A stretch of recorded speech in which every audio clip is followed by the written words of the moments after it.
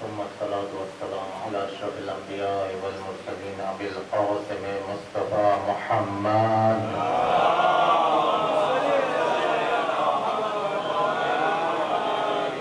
وعلى أهل بيته الطيبين الطاهرين.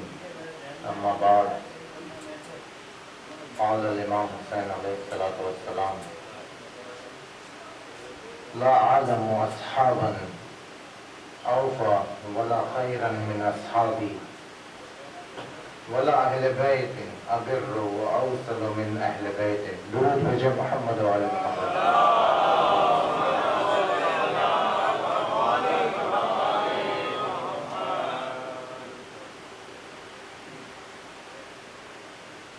پہلے کہ ہم اپنی گفتگو کا آغاز کریں، سورہ فاتحہ بانیان مجلس، حاضران مجلس اور شہدائے ملت جعفری کے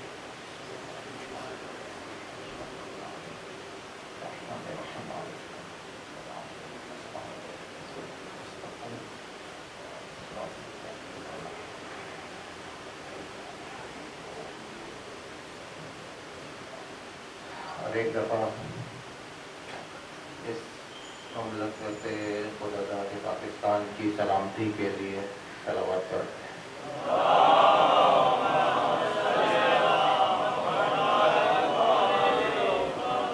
مختصر سی گفتگو آپ کے سامنے عرض ہوگی. جو حدیث شریف سرنامہ کلام بنائی، سید شہداء فرما رہے ہیں کہ جتنے باوفا اور بہترین اصحاب مجھے ملے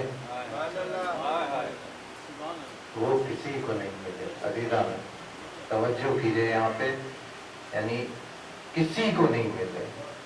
ان کے نانا کو بھی نہیں ملے، ان کے والد کو بھی نہیں ملے، اور آنے والے بھی کسی کو اتنے باوفا نہیں ملے.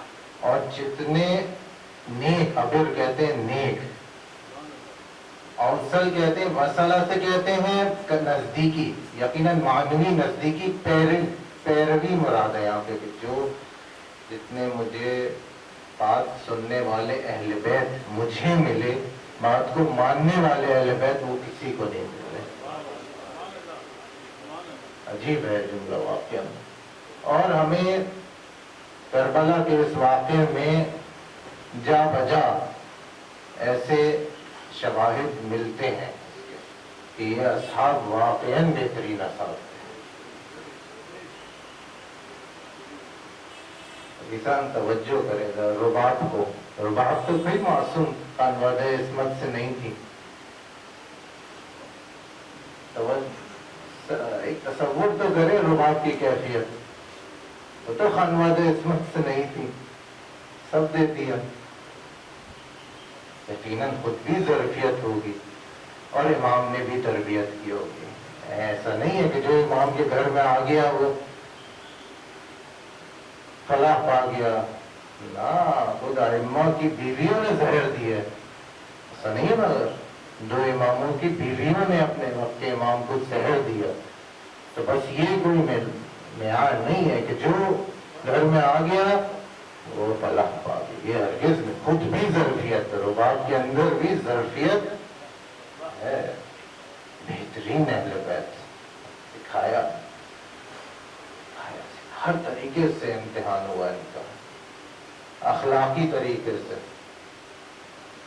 پہلا جذباتی طریقے سے، عاطفی طریقے سے امتحان ہوا. یہ جہاد میں سب کا ہوتا ہے. اپنے گھر کو چھوڑتے ہیں، بچوں کو پیچھے چھوڑتے ہیں اور امتحان دیتے ہیں. اپنی یا تو شہید ہو جاتے ہیں یا پھر بہرحال میدان جنگ میں غازی بنتے ہیں. اس سے بڑھ کر اخلاقی امتحان وہ کیا؟ ذرا اس کیفیت کو تصور تو کریں کہ پتہ ہے کہ دشمن سامنے ہے، کربلا کے کوفے سے نزدیک ہو رہا ہے. کہا کہ پانی بہت زیادہ رکھ لو. ہاں، یعنی ان کو پتہ ہے کہ وحشی دشمن ہے. پیچھے صفین میں کر چکے ہیں کہ پانی بھی ختم کر چکے ہیں. یہ بھی کریں گے. یہ پتہ ہے کہ ہر طرح کی وحشی گری کریں گے. غور کا 4000 کا لشکر آتا ہے. بات نہیں کرتے پہلے کیا؟ پانی پلاؤ ان کو، ایزان دشمن کو پانی پلانا، صرف انسانوں کو نہیں، ان کے جانوروں کو بھی پانی پلاؤ۔ اور ایک عجیب اسی ضمن میں ایک روایت میں نے کچھ دنوں پہلے مطالعے میں آئی، ایک شخص خود لکھتا ہے، خود نقل کرتا ہے کہ میں دیر سے پہنچا، میں پیچھے تھا لشکر میں، اور میری حالت ایسی تھی کہ بس میں قریب آ کے گر گیا، تو مجھے احساس ہوتا ہے کوئی مجھے پانی پلا رہا ہے، تو جب میں آ کے کھول کر دیکھتا ہوں تو دیکھتا ہوں کہ ابا عبداللہ ہے جو مجھے پانی پلا رہا ہے اپنی گود میں۔ یہ اخلاقی امتحان، اور اس سے بڑھ کر ایمانی امتحان کیا؟ شب عاشور، وقت کا امام گارنٹی دے رہا ہے کہ چلے جاؤ، میں شفاعت کروں گا، جس کو جانا ہے چلے جائے، چراغوں کو بچھا دیں۔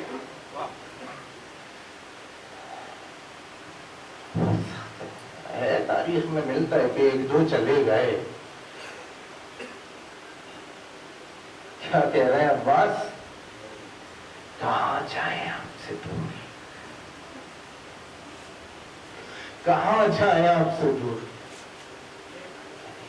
نہیں سانس نہیں لے سکتے آپ سے دور، یہی مطلب ہے، کہاں جائیں آپ سے دور۔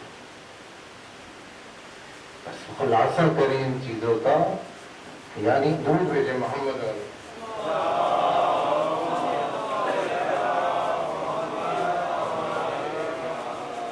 خلاصہ کریں اس کا، یعنی ولایت مداری، ولایت سے کتنے نزدیک ہیں، اور اس کا ہر طریقے سے امتحان دیا۔ ہم عاطفی جذباتی اپنے بچوں کو بھیجا، واقعات، ہم اخلاقی طور پہ کہ جو بات کی تعان و تعان قبول، اور ایمانی امتحان تو شب عاشور میں تاریخ میں نہیں ملتا کہ اس طرح چراغ بجھا دیے، جس کو جانا ہے چلے آئے، سامنے لشکر 60,000 تک کی بات ہو رہی ہے، 60,000 تک کا لشکر، غریب واقعات ہیں۔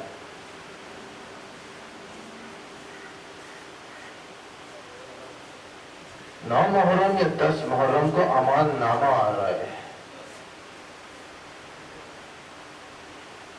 امان نامہ آ رہا ہے کس کے لیے؟ عباس اور ان کے بچوں کے لیے۔ کہہ رہے ہیں کہ ام البنین ہماری رشتہ دار ہیں، ایک کمانڈر، ایک ابن زیاد کا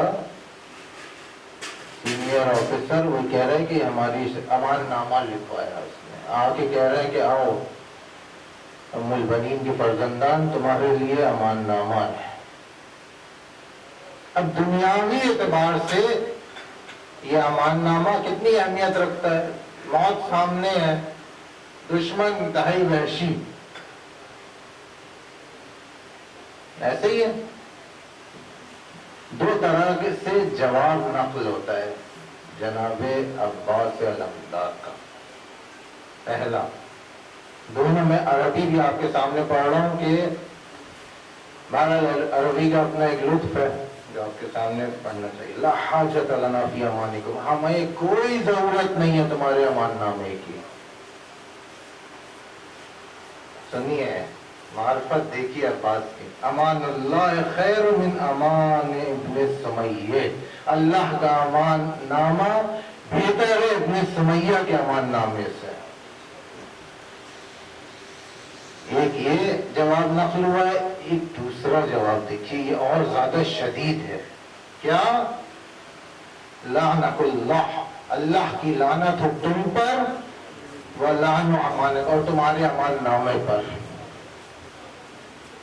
یہ بحث کا جواب، تم ہمیں امان نامہ دیتے ہو، وَابْنَ رسول اللہ لا امان اللہ، اور رسول اللہ کے خاندان کے لیے کوئی امان نامہ نہیں ہے، کوئی امان نامہ نہیں ہے، تم ہمیں امان نامہ دیتے ہو، رسول اللہ کے خاندان کے لیے، ان کی اولاد کے لیے۔ زیران ابراہیم اگر میں نے پھر عرض کیا آپ سے کہ دنیاوی اعتبار سے دیکھا جائے تو بالکل گھر چکے ہیں دشمنوں میں، اور موت قطعی ہے، موت قطعی ہے۔ اب یہ جو جواب دے رہے ہیں جناب عباس، یہ کس فکر کے تحت دے رہے ہیں؟ توجہ کیجیے اس بات پہ، یہ کس فکر کے تحت دے رہے ہیں؟ ایک انسان، اس کے سامنے موت قطعی ہے، امان نامہ لایا جا رہا ہے، رسمی امان نامہ، کہ وہاں عربوں میں اسی طرح ہی ہوتا تھا، امان نامہ آ گیا بس اس کو کوئی ہاتھ نہیں لگا سکتا، پھر رسمی امان نامہ ایسا ہی دے، اور یہ جواب دے رہے ہیں۔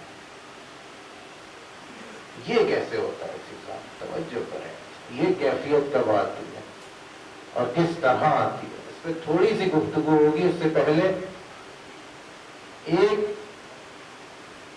تبرکاً، کیونکہ ہم سے یہی کہا گیا تھا کہ اسرا کا پیغام، اس کے اوپر ایک بات کی جائے، ایک زاویے سے یقیناً اس کے تحت میں بات ہے۔ یہ جملہ سنیے امام حسین علیہ السلام کا، درود بھیجیں ان کی ذات پہ۔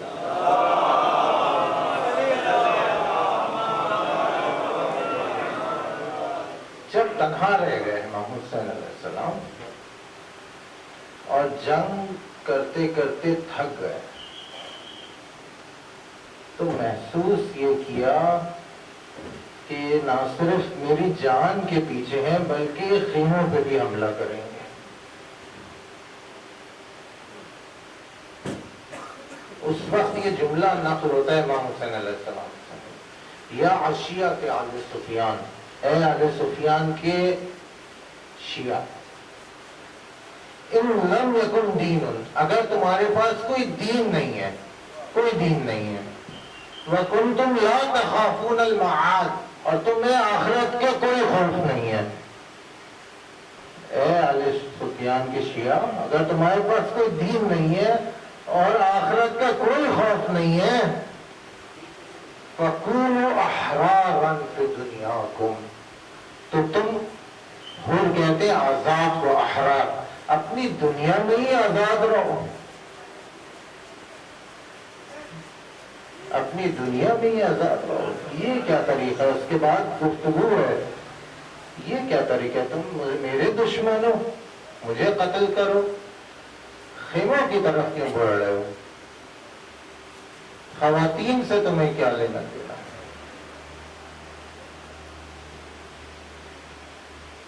یہ کیا کہتے، یعنی کیا کہہ رہے ہیں کہ کم از کم ہمارے دشمن رہو تو ہم سے دشمن، مرد تو رہو، مردانگی تو دکھاؤ۔ اب الگ ظاہر یہ جو فوج ہے سامنے، یہ غلام نہیں ہے، یہ غلام نہیں ہے، فوج کمانڈرز اس میں سب شامل ہیں، اس میں ان کو کیا کہہ رہے ہیں؟ غلام، تم غلام۔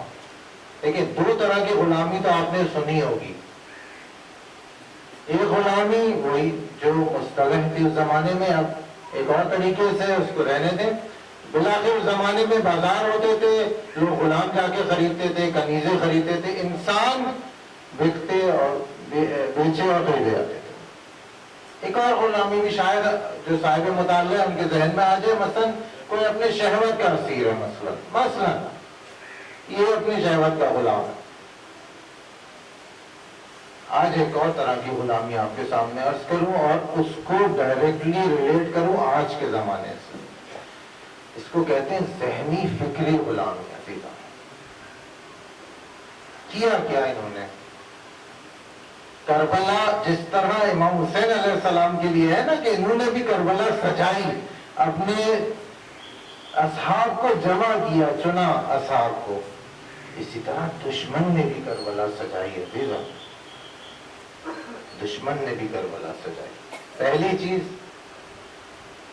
انہوں نے خوف سے عوام کو وہ کیا، دور کیا امام حسین سے۔ 17,000 کہتے ہیں، پتہ نہیں 36,000 سائن کر کے خط بھیجے کہ آئیں آپ ہمارے لیے، ہماری وہ کریں۔ وہ کہاں گئے؟ سب مسلم کو تنہا چھوڑ دیا۔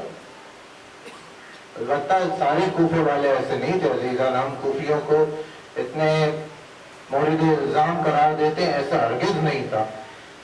72 میں سے آپ کی اطلاع کے لیے عرض کروں 33 شہید کوفہ کے ہیں۔ بنی ہاشم کو اگر الگ کر دیں، مدینہ کا کوئی بھی نہیں ہے شہید۔ مدینہ کون سا مدینہ؟ وہ کہ جہاں پہ حسنین بڑے ہو رہے ہیں۔ عجیب ہے بات، مدینہ کا کردار تو بہت ہی عجیب ہے کہ کبھی آپ پڑھیں تاریخ میں کہ مدینہ نے کیا سلوک کیا اہل البیت کے ساتھ۔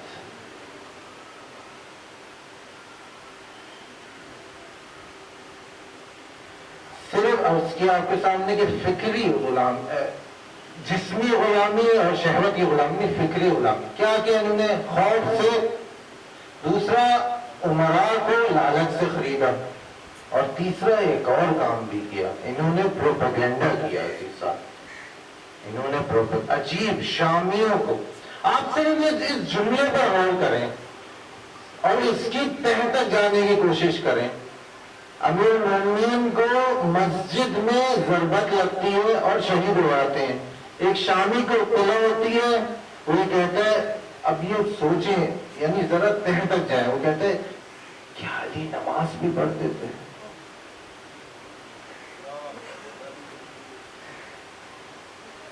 آپ دیکھ رہے ہیں پروپیگنڈا۔ ایک شامی پلٹ کے کیا کہہ رہے کہ علی نماز بھی پڑھتے تھے۔ عزیزان، عجیب و غریب طریقے سے شامیوں کی پرورش کی ہے بنی امیہ۔ شامیوں کو، عام شامیوں کو شام سے باہر جانے کی اجازت نہیں تھی، مگر یہ کہ وہ تاجر ہو، اگر تجارت کے لیے اس کو جانا ہو تو 3 سے 4 مہینے اس کو اجازت ہوتی تھی، وہ لکھوا کے آتا تھا اور آ کے اس کے لیے لازم تھا کہ وہ اپنے نام کو اندراج کرے کہ وہ واپس آ گیا ہے۔ 3 سے 4، اس سے زیادہ نہیں تھی۔ کچھ اس طرح پروپیگنڈا کیا ہوا تھا انہوں نے، خود انہی کی کتابوں میں لکھا ہے۔ دیکھا تاریخ صدر اسلام کی کتابیں اہل سنت مورخین کی ہیں۔ بالبک جو آج کا لبنان ہے، یہاں سے کچھ افراد مسیحیت سے مسلمان ہوئے ہوں گے، آئے اس طرف، یہ بلند شامات کا علاقہ ہے، آئے دربار شام میں۔ اب پروپیگنڈا دیکھیں، تخت پہ امیر بیٹھا ہوا ہے، اس کو کس طرح مخاطب کر رہے ہیں یہ؟ نعوذ باللہ، السلام علیکہ یا رسول اللہ۔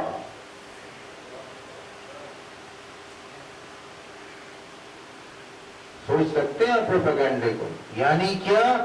یعنی دین جو کچھ بھی ہے وہ بنی امیہ، جو بنی امیہ کہہ رہے وہ دین ہے۔ اس طرح تربیت کی انہوں نے شامیوں کی، بس وہ فی سبیل اللہ، ہر کوئی ڈر کے نہیں آ رہا تھا۔ شام کے فوجی فی سبیل اللہ آئے ہوئے تھے قتل کرنے نواسہ رسول کو۔ یہ پروپیگنڈا ہے، اس سے بچنا ہے۔ انہوں نے اب آتے نئی دنیا پر 200 سال میں نعرہ لگایا انہوں نے کہ جو کچھ بھی ہے وہ یہ مادی دنیا ہے، اس کے علاوہ اور کچھ نہیں ہے۔ مادی دنیا سے کیا مراد ہے؟ یعنی جو کچھ بھی ہمارے حواس خمسہ جس کو در کرے وہ قابل قبول ہے، یعنی اور اس کو واضح کریں، جو ہماری لیب میں پروف ہو جائے، جو ہماری لیب میں پروف ہو جائے اس کو ہم قبول کریں گے، جو ہماری لیب میں پروف نہ ہو وہ ریجیکٹ۔ اس کا کیا نتیجہ نکلا؟ اس کا کیا نتیجہ نکلا؟ اس کا نتیجہ یہ نکلا کہ جنت، دوزخ، ملائکہ سب ریجیکٹ، حتیٰ نعوذ باللہ خدا بھی ریجیکٹ۔ ضرورت نہیں ہے، ضرورت نہیں ہے۔ معیار کیا ہے؟ حواس خمسہ۔ اچھا، اس سے پہلے ذرا توجہ کیجیے گا، جب انسان فکر کرتا ہے، فکر کی کیا تعریف ہے؟ سمجھ سکتے ہیں کہ اتنی مشکل بات نہیں ہے، بہت سادے طریقے سے بیان کرنے کی کوشش کرتے. فکر کی کیا تعریف ہے؟ انسان فعالیت ذہنی کرتا ہے. را مٹیریل کیا ہوتا ہے؟ معلومات ہوتی ہیں اس کے پاس جو پہلے سے معلومات ہوتی ہے، اس کے ذریعے سے وہ نئے نتائج تک پہنچتا ہے. اس کو کہتے ہیں فکر کرنا، اس کو کہتے ہیں فکر کرنا. لیکن کن کے ذریعے سے؟ معلومات کے ذریعے سے، علم جو اس کے پاس ہوتا ہے. صحیح ہے؟ اب انہوں نے علم کے ذرائع صرف حوادث سے خمسہ بنا دیے، صرف حوادث سے خمسہ. دیکھیے کتنی خطرناک دنیا بنائی ہے انہوں نے، اور کام کر رہے ہیں. ہم اپنے بچوں کو اسکولوں میں بھیج رہے ہیں انہی کے، وہاں پر سائنس کی کتاب میں ریزن آپ جا کے دیکھیے گا، بچوں کی کتابوں سائنس کی کتاب میں انسان کی لائف سائیکل بتائی جا رہی ہے. کیا ہے لائف سائیکل؟ بچہ پیدا ہو رہا ہے، گہوارہ، لڑکپن، جوانی، بڑھاپا، قبر. بس یہ 70 سال کی انسان کی لائف سائیکل ہے. یہ سکھایا جا رہا ہے بچوں کو، آپ کے بچوں کو. یہ تو غرب کی بات نہیں کر رہا، یہ کوئی غرب کی بات نہیں کر رہا. یہ کیا ہے؟ یہ مادی گری، یہ مادی گری ہے. بس فکر، انہوں نے جو معلومات کے ذرائع بتائے وہ صرف حوادث خمسہ بتائے. اب میں صرف 5 سے 7 منٹ میں یا اگر 10 منٹ میں آپ کے سامنے ان کی اتنے سادگی سے ان کی پوری فکر کا جواب دیتا ہوں آپ کے سامنے. درود بھیجے محمد و آل محمد.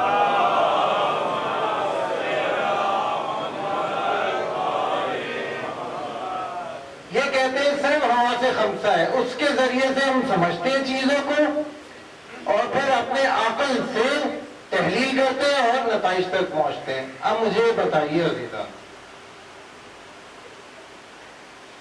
یہ جو مسائل ہے محبت، غم، خوشی، ایک انسان ان کو حواس خمسہ سے محسوس کرتا ہے. آپ ذرا سوچئے اس بات کو. غم، کوئی کہتا ہے کہ مجھے 3 کلو غم ہوا، یا 10 محرم میں مجھے 10 کلو غم ہوا. کوئی کہتا ہے یہ بات؟ یا مثلا مجھے اتنی خوشی ہوئی. مسئلہ خیز ہے نا یہ بات. بس یہ جو اندرونی کیفیتیں ہیں، رد کر رہا ہوں ان کی بات کو، اور یہ سب خود سمجھتے ہیں ان باتوں کو. یہ حواس خمسہ سے نہیں پہچانی جاتی عزیزاں. ان کے لیے حواس باطنی کی ضرورت ہوتی ہے، اور ہر انسان کے پاس یہ حواس باطنی ہے. بس یہ بات تو طے ہوئی کہ صرف انسان صرف حواس خمسہ سے ادراک نہیں کرتا. عقل کی بات رہنے دیں تھوڑا. دوسری بات یہ کہتے ہیں کہ عالم مادہ ہی ہے. عالم مادہ ہی ہے. بس یہی ہے جو کچھ بھی ہے، جو ہمیں نظر آ رہا ہے. اس کو ہم کوسموس کہیں، جو بھی کہیں، کائنات کے جو بھی نام لیں. عزیزاں، آپ گئے رات میں سوئے، ڈیپ سلیپ چلے گئے، صبح اٹھے، اپنے گھر والوں کو آپ بتا رہے ہیں کہ آج میں نے خواب دیکھا، میں وہ فلاں باغ میں تھا، میں مثلاً فلاں اس جگہ تھا، وہاں میں نے اپنے بزرگوں سے ملاقات کی، وہاں میں نے یہ چیز دیکھی. پہلے تو مجھے یہ بتائیے میں کون سا میں ہے؟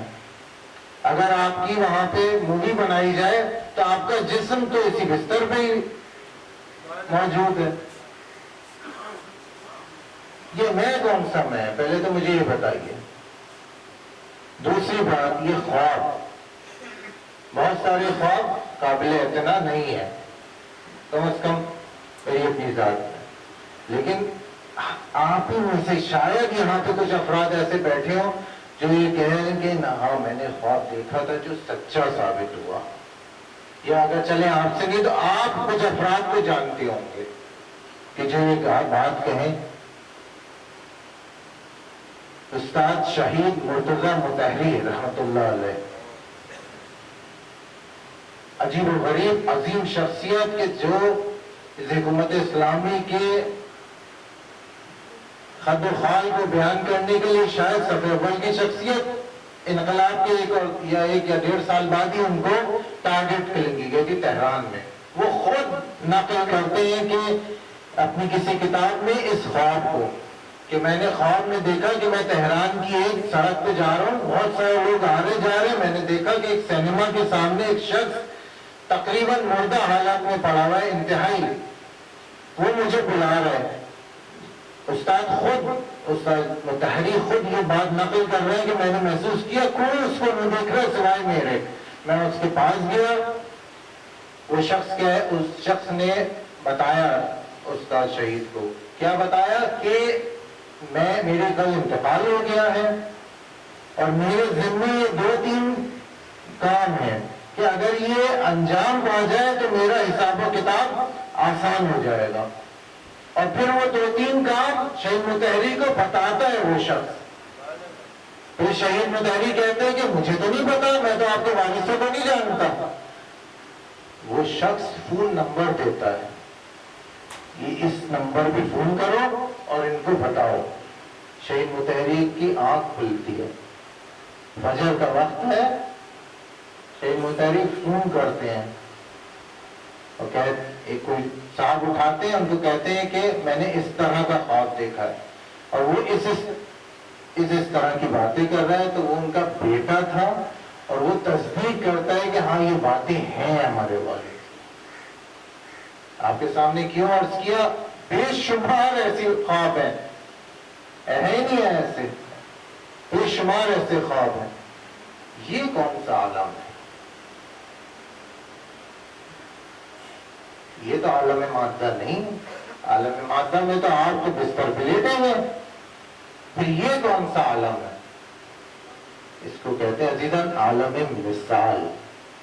عالم مثال علمی اصطلاح میں. بس یہ طے ہوا کہ عالم مادہ صرف نہیں ہے. عرض کیا تھا نا آپ کے سامنے کہ 10 منٹ کے عرصے میں آپ کے سامنے پوری ان کی انتہائی سادگی سے انہوں نے جو دنیا کھڑی کی ہوئی ہے اور جس سے انتہائی خطرناک نتائج لے رہے ہیں, جو میں نے آپ کے سامنے عرض کیا ذہنی غلامی. کیا سکھا رہے ہیں ہمارے بچوں کو, یا ہم کو بھی, شاید ہم بھی اس میں شامل ہیں, کہ جو کچھ بھی ہے یہ ہوا سے پنجگانے ہیں. بس اگر اس میں بات سمجھ میں آ رہی ہے تو وہ علمی ہے, علمی.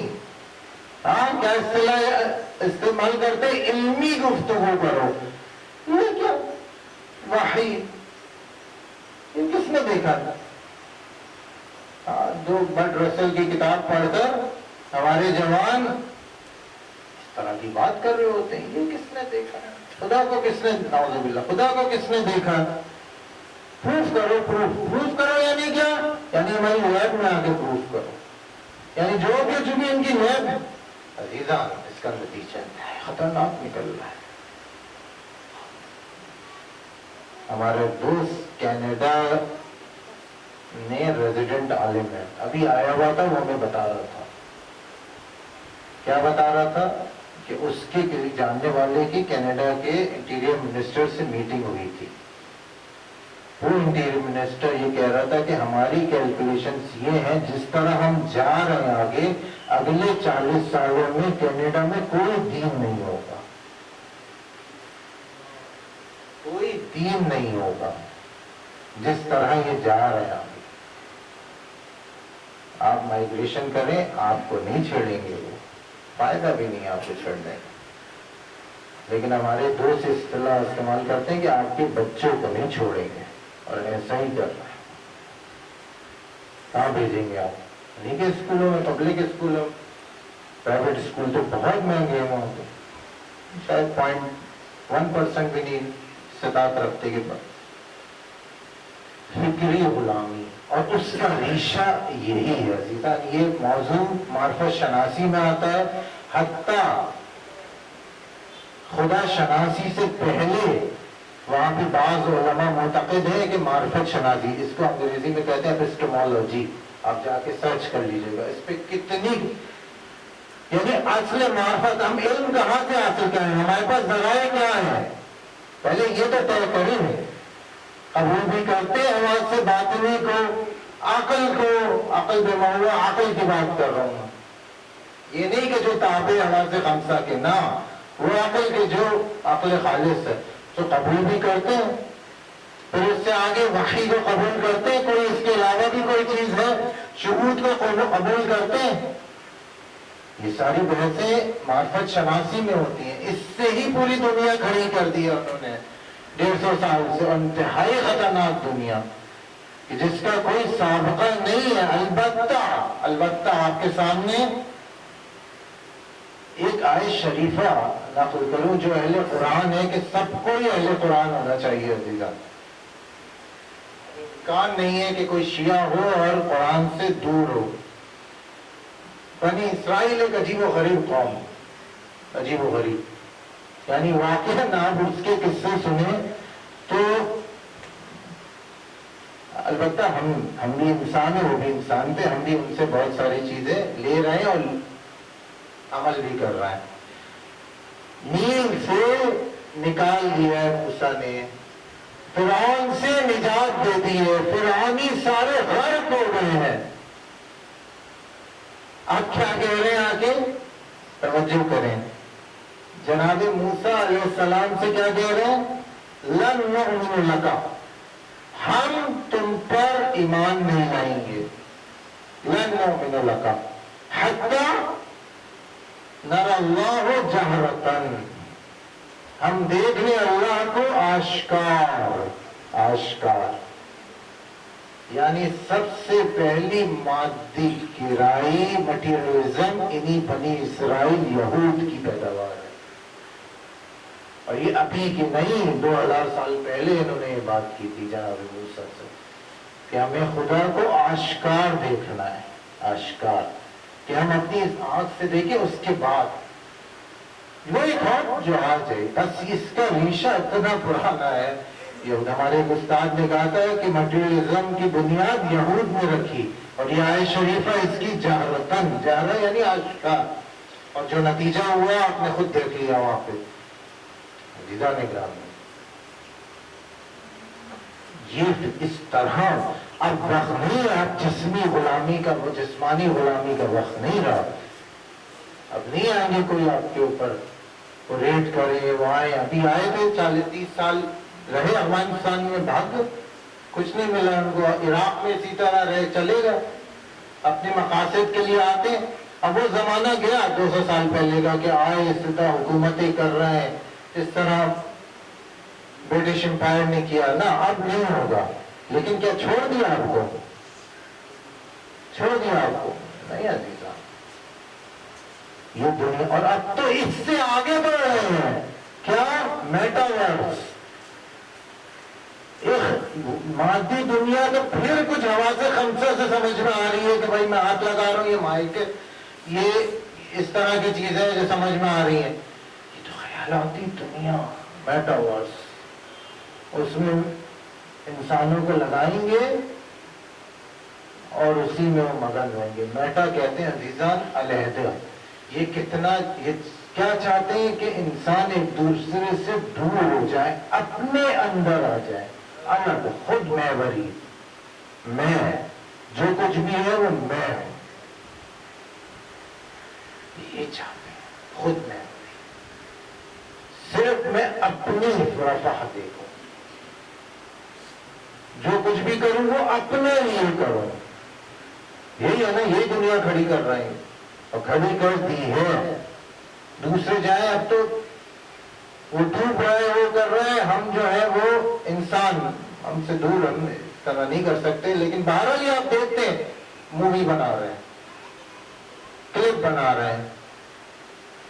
یہ وحشی گری نہیں ہے، یہ خود محوری نہیں ہے. بجائے کہ آپ اس کو، اس کی مدد کریں، اس کو نجات دیں. یہ کیا ہے کہ پھر میں یہ مووی بناؤں گا، پھر میرے فالوورز بڑھیں گے. یہ خیالاتی دنیا. بچنا ہے. یہ آپ کے سامنے عرض کیا, یہ جو مادی دنیا آپ کی فکری بات میں نے آپ کے سامنے عرض کی کہ اس کا ریشہ کیا ہے. اس کا ریشہ یہ ہے کہ اس طرح ختم کر رہے ہیں جو کچھ بھی ہے وہ بس یہ حواس خمسہ یہ علم ہے. جب یہ بنیاد ہو جائے گی آپ کی تو پھر جو نتائج لیں گے وہ وہی لیں گے جو آپ دنیا میں دیکھ رہے ہیں. خود محور سب سے پہلے میں, اور یہ نعرے کے جو ملکوں کے لیے کہتے ہیں کہ ہمارا ملک جو ہے وہ سب, ہاں جی صحیح ہے, ملک کی اپنی اہمیت ہے. آج میں نے آپ کے سامنے پہلے ہی عرض کیا کہ یہ ذہن میں نہ رہے کہ ہم کوئی بے احترام نہ ہے. ہرگز تشیعوں نے پاکستان کے خلاف کبھی کوئی سازش نہیں کی, کبھی کوئی سازش نہیں کی عزیزان. اور ہمارے بزرگوں نے خون دیا ہے, قربانی دی ہے اس پاکستان کے لیے. لیکن ایسا نہیں ہے کہ ہم اپنے دین کو اس کے لیے قربان کرتے. اتنے بیوقوف ہم نہیں ہیں.